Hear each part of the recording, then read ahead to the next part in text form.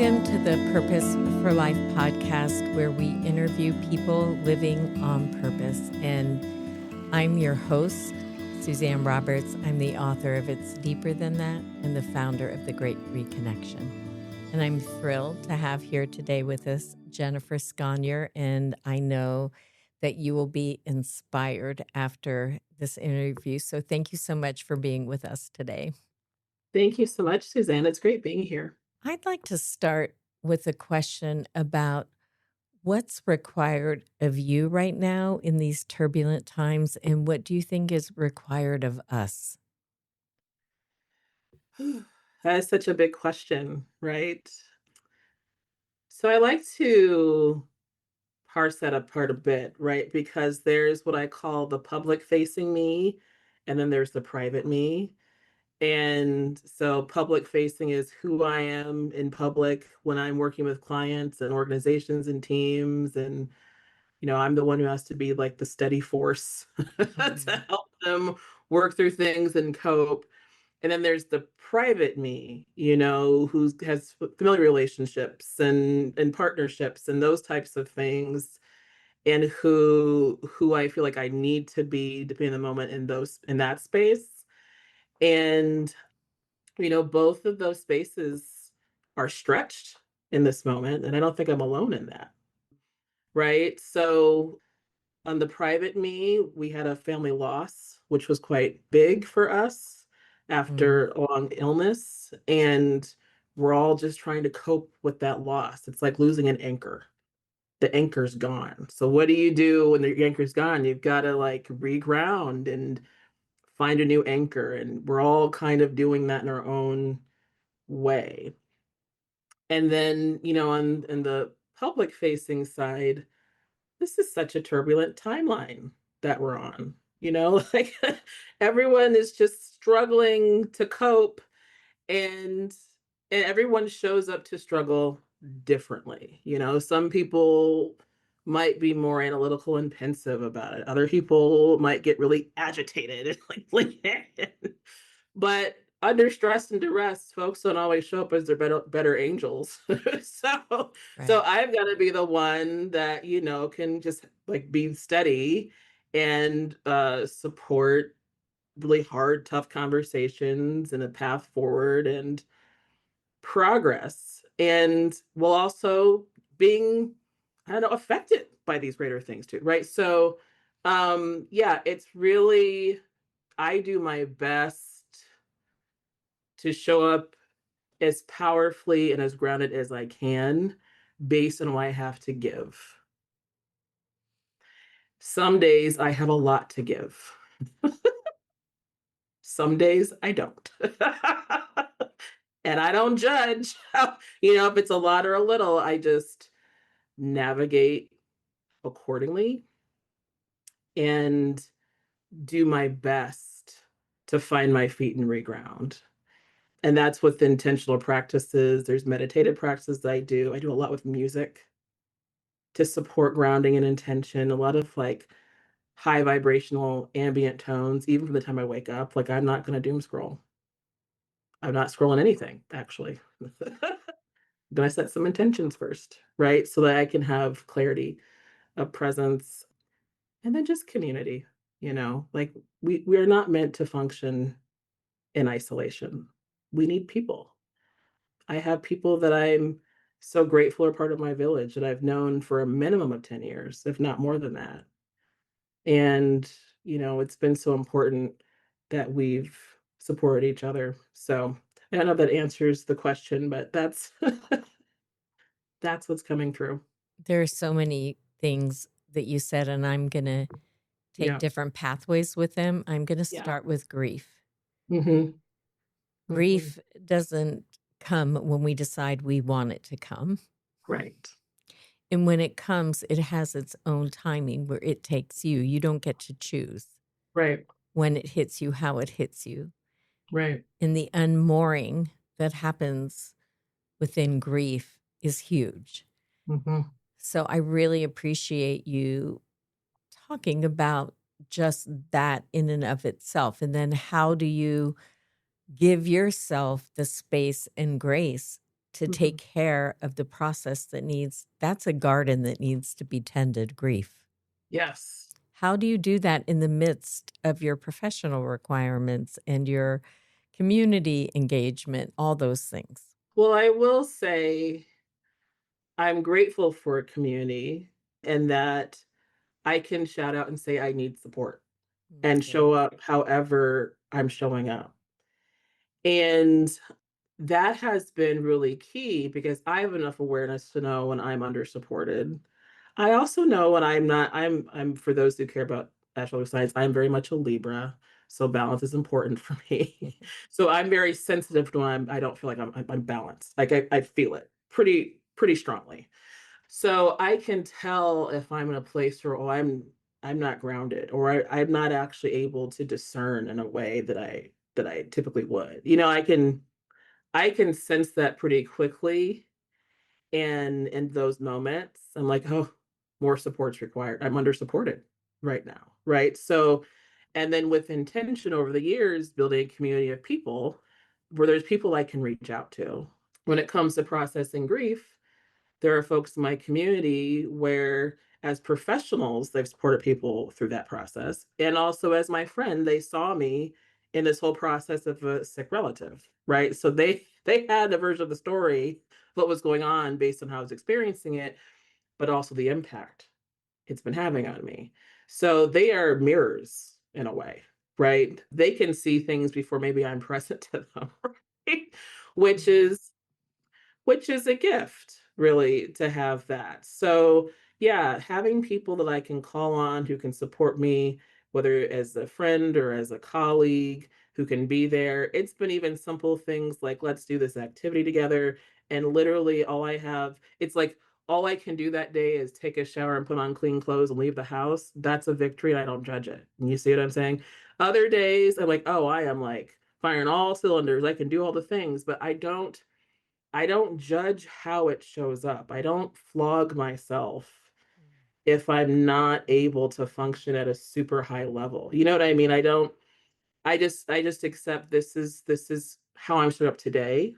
Mm-hmm. How can I maximize how I am today and and move forward? And that because I own my own business, I have agency to do those types of things. If I need a nap at 2 p.m., I can take one. You see what I'm saying? So like there are things that I can do if I can tell this is where I am. If I need more support with something, I have colleagues that I can pull in, but I have just given myself permission to navigate this day by day. And there's been days I had a set of intentions going in and then felt the grief. I'm like, oh, well, those intentions are not happening today. Let me shift course, right? And just not judge that. I'm really grateful that you built community. Hmm. And listeners, if you haven't built community, work to build community because you need the net and you never know when you're going to need it. Hmm. I also am moved by the fact that you have enough awareness to know the signals of being under resourced, under supported, that you have the net there. And then also, you said something that I think is really crucial, that you have built in practices, that this Hmm. isn't going to happen just because we want to be grounded. Like, we Right. can't just have it as an idea, but it requires practice Hmm. and determination. And I would say a longing for clarity, a Hmm. longing for peace and sustainability. Yes. I recently did a free webinar on from disconnection to resource, and people could identify all the ways that they're disconnected. But when I said, what's your signal or for longing or yearning for something more, it was crickets. So it was honestly. And I was like, Yeah. wow, people don't have that signal. You do. I'm so glad you do. When you well, first of all, I love the whole notion of you being sustainable. I love that you don't punish yourself, but you actually accept what is. And I hope our listeners are listening to her voice and let her voice be in your head. I said when I wanted people to be inspired by you as the intention, and I'm really hoping people are inspired by you because it's very great what you're saying. When you think about your own business and the kind of, I'm going to call it servant leader, because I believe Yeah. that you're a servant leader. Um, what made you passionate about the way that you lead? And how did you evolve into your own company and why? I think rooted in me pretty deeply, just as a part of my being, is community, justice, fairness. It's innate. And so, and then also just wanting to solve really important, complex societal problems. Like that's a part of me that likes to do a lot of thinking, but also take deliberate action, right? I don't like to navel gaze. And so I took steps throughout my career to engage in professions or positions where I could learn different skills, knowing that one day I'd run my own thing. Now, mind Mm, you, I've known since the age of 15 that I wanted to be an entrepreneur. But at 15, it was like I wanted clothing and shoes in extended sizes. I'm very tall. So I was like, I want to have clothes and shoes for really petite and tall women. And like I just had this whole vision as a 15-year-old girl. But I just knew one day I want to run my own thing. So even after I left graduate college, I took jobs. I'm like, I need to learn how to do that. Like if I'm going to run my own thing one interesting. day, and so I started off in marketing, advertising, and PR. I liked communications. I majored in communications, where I got my bachelor's degree. And I thought, well, this is foundational no matter what I choose to do, because you've got to be able to talk about the thing you're doing, right? You got to put it out there for people to know it exists. And so that was important. But I also realized, yeah, I don't really care so much about corporate culture, in that I didn't want it to be my whole identity. There was just a way I was just picking up on things where I wasn't vibing with that, and I wanted to make an impact. And I started off in something called advertising specialties, which is basically a fun way of just saying like the knickknacks and stuff with logos on them, right? So we weren't changing the world really by doing that. And I wanted to make an impact. And so I just said, well, let me just go back to school and maybe study political work and politics and do that. So I went on a whole trajectory of political organizing and advocacy and community work and with intention, and then teaching other people to do it. So it's just this evolution over the years while also being curious, right? So I took a break from that for a moment and worked in television because I just always liked TV, and why not? Um, but I just gave myself permission to learn, to be curious, and get a set of skills. And how I ended up with my company, Abundance Leadership Consulting, it came from a place of just being pissed off and angry at not seeing enough change. And instead of looking at everybody else to do something about it, I thought, it's probably time that I did. So that was the birth of ALC, which was April 1st of 2016. So it came from that place, but being rooted in relationship and community and change, and doing that and working with mission driven entities who want that. Right. So it was with intention and by design. And then as we grew, we turned 10 April 1st of this year, 2020. Congratulations. Thank Wow. you. Having practitioners from around the United States who they have different specializations, expertise. So depending what we need. And so really creating conditions to do the type of change work that I'm very passionate about, and also work with people that I would just really want to work with. you know? And I enjoy our team and their dynamics, and they're pleasant to work with, but they're just very great, dynamic, intelligent people, right? Who were creating change their own way. And so all of that evolved to be what the business is today. So, listeners, listen to how important curiosity is. Having a vision and keeping the vision front and forward, even if you're not there yet. But what are the steps that you can take to get yourself there, and being willing to pivot and expand and not be stuck in a box anywhere? Yeah. But have a central, like you said, you knew your central core of who you are, right? Yes. That you never. So I think everything you're saying is so vital. I'm so appreciative of everything you're saying. When you say you love to see change. What does that actually mean to you?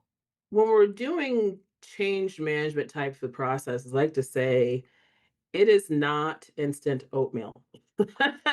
It it requires it's first of all, change is a team sport. It does require people being aligned enough to row in the same direction. And it needs to be more than just like lip service, right? So there needs to be systemic and structural changes. There needs to be behavioral changes. And part of that is there's changes in the hearts and minds of people, the people involved, right? And notice I'm saying people. These aren't like fictitious things. We're talking about people. Change really does start with people. So to do that requires working with entities who are willing to engage in a process that's not going to be short, Mm-hmm. right? That they're all in on, and we're creating wins along the way. And that can be different for the group in terms of what that is. Sometimes it's as practical as like staff retention, right? Like that kind of thing. And sometimes it's bigger in terms of we're going to actually take a closer look at your mission and your impact and what that really means. Right? It takes different shapes depending on the group. And the most ideal, we can look back and we can measure the change. We can see the progress along the way, right? So that to me and our team is just really important. But the work itself, we have to tend to the relationships. We can't just like throw out processes and think that process solves problems. I often say people solve problems. You have to tend to these relationships, do that first, and then have a process to support it. But if you try to have a process first and you don't tend to the relationships, that process isn't going to work. You're not going to see this change that you're so desirous of and hungry for. It's similar to your private and public life. If you have to take care of the private to be public, right? So you're Yes. taking care of the relationship with yourself. Yes. Right. So, and I got this image of the boat and people on the boat. And if you said, what did you say? They're not being their best angels at work, right? So Yeah. it's probably hard to row in the same Right. direction when this person's pissed and this person wants to go back and this Right. person's over here. They're not Right. rowing together. So you're Right. saying we have to get people better inside of themselves, get them on the boat together and get them going towards the same direction with the Yeah. same values, the same Yeah. mission. Yeah. And one of the things I often say, and I've said this over the years, really in almost every training space, is no one is floating in a bubble above a cloud. Will you say that There- again? I have to. I know you say that a lot. It's I my do. first time hearing it, so Yes. let me catch up. No one is floating in a bubble above a cloud. We are all interconnected. Yes. Okay. That's actually really important because I think the orientation, and that could be just how we navigate here in the US and maybe more of a Western philosophy, but I don't want to be too general. I think we're oriented here to think in terms of ourself and self interest and stay there when actually we are interconnected, Mm-hmm. right? And so part of the work is reminding people they're interconnected, but also this problem that they're experiencing, you can experience individually, but also we could be looking at a system-wide problem. Mm-hmm. So we have to think in that term to solve this, right? You are having an individual impact, but the problem we're facing is actually systemic.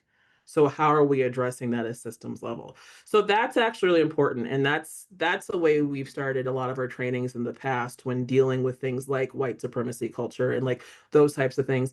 But we're thinking in terms of you are interconnected to something greater.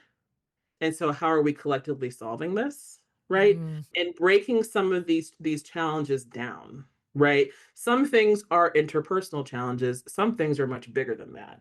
right. I was at a John Maxwell conference with John Tyler Lee, and they had something up on the screen that said, a boss says, I, and a leader says, we. And, right? Yeah. It's a very different kind of consciousness that you're bringing. And the intelligence is in the room. It's not one. Yeah. The collective intelligence is a greater solution, a greater Yeah. capacity to solve than the I, right? So it's great what you're doing. That's fantastic. Thank you. Do you have one of your favorite projects that you've worked on that you've seen change in that you could share with us? Over the years, we've been able to help really seed, like stand up entities. And I think what I've really appreciated is, several years later, seeing their growth, Mm, seeing their impact, right? So seeing the ways that they are intentionally impacting community for the better, right? Seeing the ways that they are being thoughtful and strategic about their decision making, their programming, their funding streams, their regranting, all those things.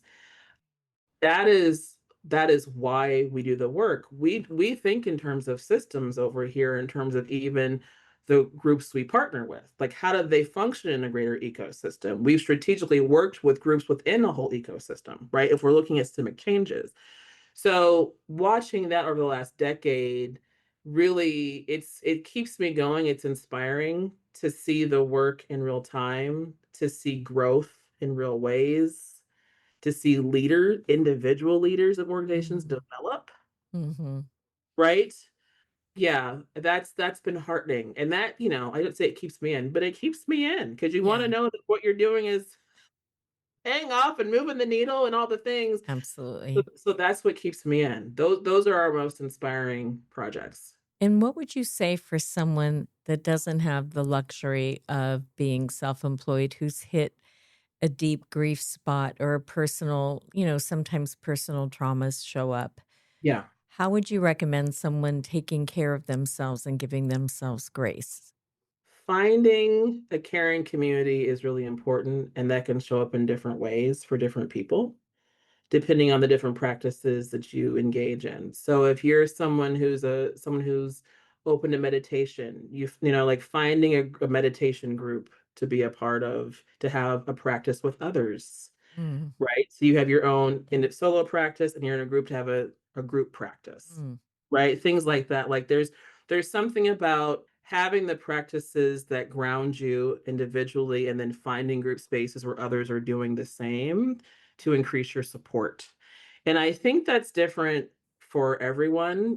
Pick the practice, whatever the thing that you do to calm yourself down, and that's different for everyone. Is there a group practice that exists to also do that? That'll help you co-regulate. Like it's just we have our partners at Relational Uprising. We talk about co-regulation a lot of the time and what that means in group settings. But essentially, you're not meant to just regulate on your own. You're meant to be in a group so you can regulate yourselves together. Like it's co-regulation. And during grief, you need that. Like you need others around you. Like that's a part of that support. It's emotional, it's also energetic. mhm. Right? So it's a both and. So that's what I just say to anyone, depending on what that is. For people who engage in different religious practices, that's a route for them to take based on individual versus group practice, if that's what serves them. But I think that's what I would impart to anyone who is going through grief, depending on what that means for you. How can you take that solo practice and make that a group practice? I appreciate that so much because I always say there's a difference between aloneness and isolation. Mhm. And aloneness is part of being part of an interweb. Mhm. They're the same, they belong together. Versus isolation is disconnection. So one's restorative and one's disconnected. And I've never had anybody say directly what you Mhm. just said. Whatever practice it is that's settles your nervous system or is nourishing or calms you down or whatever it is, find it also in a group. Mhm. That makes so much sense, Mhm. that are all trying to do the same thing, Yeah. so that's brilliant. I love that. Yeah. Yeah, it could be as simple like say you have a garden out in your yard. If you have a yard, you like gardening. There are also community gardens. I mean, it could be like some Yes. basic things like that. You know what I mean? Things that I'm Yes. conscious of, things that don't cost money or a subscription. I'm sensitive to that. Right, So we're exactly. things that anyone could do just based on the resources and the person that they are. We do have to wind down for today. This has been fantastic. I like to ask my guests, what do you think the purpose for life is? Relational connection. I think we're here to cultivate and develop and deepen relationships across ourselves, across communities. There's a lot of learning that we can do here while we're here, and I think that's what we're really called to do. I also think we're called to make conditions better so the next generation, has a fighting shot. Absolutely. So that I think that is the purpose. Thank you. Mm. How can people get a hold of you? Yeah. Well, quite simply, they can go to my website, jennifersconyers.com, and everything's there. How to like email, phone, if you want to talk, whatever that may be, it's all on the website. Thank you Mhm. so much for being here with us today. It was all I hoped for and more. So I know our listeners are going to get a lot from it. I'm your host, Suzanne Roberts. If you enjoyed today's episode, subscribe so you can keep listening. We love having you here. I'm the author of It's Deeper Than That and the founder of The Great Reconnection, and we encourage you to keep listening. Thank you.